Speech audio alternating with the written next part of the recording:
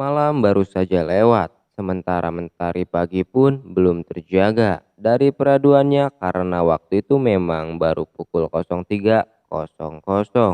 Tanggal terakhir pada bulan September baru berganti dengan tanggal 1 Oktober tahun 1965. Jakarta dan penduduknya masih terhanyut dalam sepenggal mimpinya. Assalamualaikum warahmatullahi wabarakatuh. Kembali lagi di channel ini, tentu saja channel yang memberikan pengetahuan-pengetahuan sejarah tempo dulu. Dan untuk di video kali ini saya akan suguhkan dalam sejarah peristiwa kekejaman G30 SPKI meninggalkan coretan hitam dalam sejarah bangsa Indonesia. Seorang saksi sejarah peristiwa itu mengungkapkan pengalamannya. Ia harus menjalankan tugasnya di seksi Kebayoran Baru, sekarang Kores 704, yang berlokasi di Wisma Auri di Jalan Iskandar Shah, Jakarta bersama Sutarso yang berpangkat sama. Siapakah sosok ini? Sebelum lanjut ke videonya, bagi yang belum subscribe, silahkan subscribe dan nyalakan loncengnya biar nggak ketinggalan untuk video-video selanjutnya dari channel ini.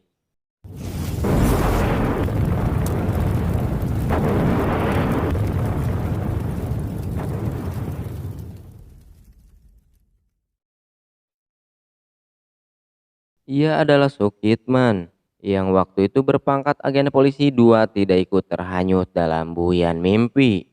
Waktu itu Sukitman naik sepeda sedangkan untuk melakukan patroli. Kadang-kadang kami cukup dengan berjalan kaki saja, kata Sukitman. Karena radius yang harus dikuasai adalah sekitar 200 meter. Katanya, mengenang masa awal tugasnya. Tiba-tiba ia dikejutkan oleh bunyi rentetan tembakan yang rasanya tidak jauh dari posnya. Karena tembakan itu berasal dari bawah dan dekat situ ada gedung mabak yang tinggi. Suara tembakan itu memantul. Rasa tanggung jawab sebagai polisi, Sukitman bergesah-gesah mengendarai sepedanya dengan cara melawan arah mencari sumber tembakan itu. Sementara rekannya tetap melakukan tugas jaga. Dalam benak pemuda yang terlintas mungkin terjadi perampokan. Ternyata suara itu berasal dari rumah Jenderal Panjaitan yang terletak di Jalan Sultan Hasanuddin. Di situ sudah banyak pasukan bergerombol. Belum sempat tahu apa yang terjadi di situ, tiba-tiba ia dikejutkan oleh teriakan tentara berseragam loreng dan berbaret merah yang berusaha mencegahnya turun, lempar senjata dan angkat tangan. Sukitman pun kaget dan lemas. Ia segera melakukan apa yang diperintahkan tanpa bisa menolak. Dibawa ancaman senjata di kiri kanan, Sukitman kemudian diseret dan dilemparkan ke dalam truk dalam keadaan tangan terikat dan mata tertutup. Tapi saya tetap masih belum bisa menduga apa yang terjadi. Menurut perasaannya, dalam truk itu Sukitman ditempatkan di samping sopir. Dengan mengandalkan daya ingatnya, Sukitman berusaha mencari tahu ke mana ia akan dibawa. Pada waktu itulah ia mendengar orang bicara, yakni Wis Dipateni. Tak lama kemudian seorang tentara yang menghampiri Sukitman dan tahu bahwa sandraannya itu seorang polisi, segera menyeret Sukitman ke dalam tenda. Tentara tersebut segera melapor kepada atasannya. Pengawal Jenderal Panjaitan ditawan. Meskipun waktu itu masih remang-remang. Di dalam tenda Sukitman sempat mengamati keadaan sekelilingnya. Ia melihat orang yang telentang mandi darah. Ada juga yang duduk di kursi sambil bersimbah darah segar. Seseorang memerintahkan si tentara tadi, yang kemudian diketahui namanya Dul Arif, agar Sukitman ditawan di depan rumah. Begitu hari terang, dari jarak sekitar 10 meter Sukitman bisa melihat dengan jelas sekelompok orang mengerumuni sebuah sumur sambil berteriak, "Ganyang kabir, ganyang kabir." Ke dalam sumur itu dimasukkan tubuh manusia entah dari mana, yang langsung disusul oleh berondongan peluru. Sukitman sempat melihat seorang tawanan dalam keadaan masih hidup dengan pangkat bintang 2 di pundaknya. Mampir sejenak di tempatnya ditawan. Setelah tutup matanya dibuka dan ikatannya dilepas, di bawah todongan senjata. Sanderaan itu dipaksa untuk mendatangani sesuatu, tapi kelihatannya ia menolak dan memberontak. Orang itu diikat kembali, matanya ditutup lagi, dan diseret dan langsung dilemparkan ke dalam sumur yang dikelilingi manusia haus darah. Dalam posisi kepala di bawah, dengan perasaan tak karuan, Sukitman pun menyaksikan kekejaman demi kekejaman berlangsung di depan matanya. Sampai ketika orang-orang buas itu mengakuti sampah untuk menutupi sumur tempat pemendaman para korbannya. Dengan cara itu, diharapkan perbuatan kejam mereka sulit dilacak. Di atas sumur itu kemudian ditancapkan pohon pisang.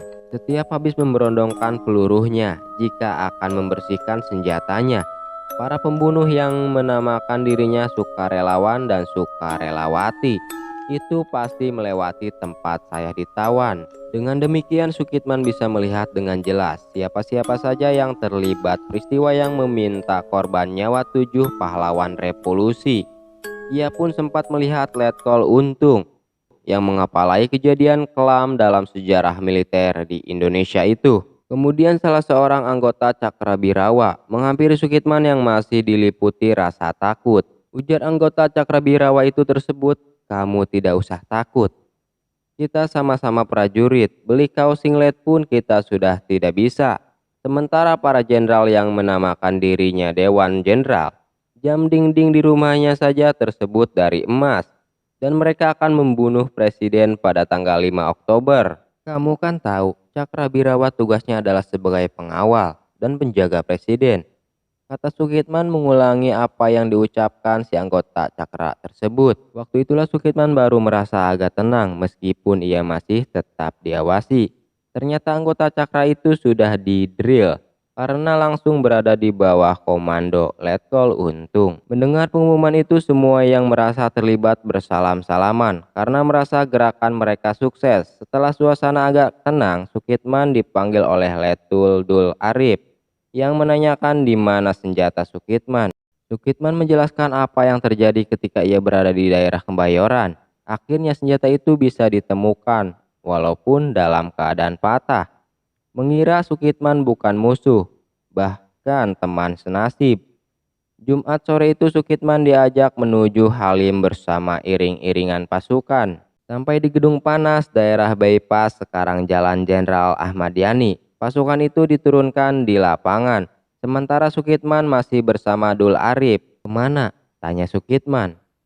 "Ke lubang buaya tempat para jenderal dibunuh," jawab Kopral Iskak, orang yang mengajaknya tersebut. "Pada waktu itulah saya baru tahu bahwa yang dikatakan Ganyang Kabir itu para jenderal," ungkap Sukitman. "Ketika kembali menuju Gedung Panas itu saya sempat turun untuk membeli rokok. Saya pikir mendingan saya terus pulang saja," kata Sukitman. "Jangan," kata Kopral Ishak, "yang menjadi supir saya juga pulangnya ke Tanah Abang." Ternyata Ishak adalah supir Letkol Untung yang mengotaki pemberontakan berdarah ini. Karena kelelahan, akhirnya Sukitman tertidur. Hari Sabtu pagi Sukitman mulai pasang mata lagi.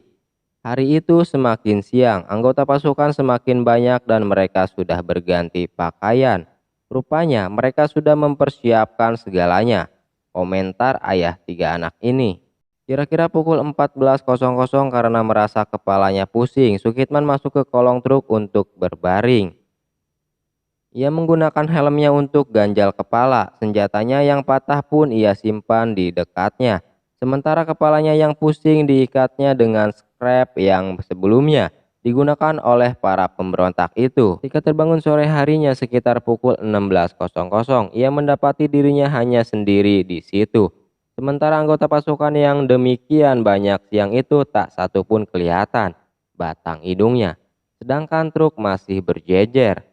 Sukitman menganggap hal itu suatu keberuntungan dan juga lindungan Tuhan. Tiba-tiba datanglah pasukan tentara yang kemudian diketahui sedang mencari jejak anggota yang terlibat G30S PKI itu. Pasukan itu mengenakan tanda pita putih. Minggu pagi Sukitman dijemput dan segera dihadapkan kepada Pangdam Jaya yang waktu itu dijabat oleh Maijen Umar Wirahadikusuma. Kemudian Sukitman dibawa oleh Mayor Murbadi, Ajudan Jenderal Ahmad Yani ke Jalan Lembang, Jalan Suharjo, dan ke Cijantung. Di sana Sukitman menghadapi Kolonel Sarwo Edi Wibowo, sementara laporan Sukitman pun sudah ada di sana. Cukup itu saja di sejarah Sukitman yang selamat dari G30 SPKI tersebut. Mohon maaf apabila ada salah-salah kata dari isi cerita ini dan perkataan saya. Kasih kritikan di kolom komentar. Jika videonya kalian suka jangan lupa di like, dan jika videonya bermanfaat untuk kalian jangan lupa di share di sosial media kalian masing-masing.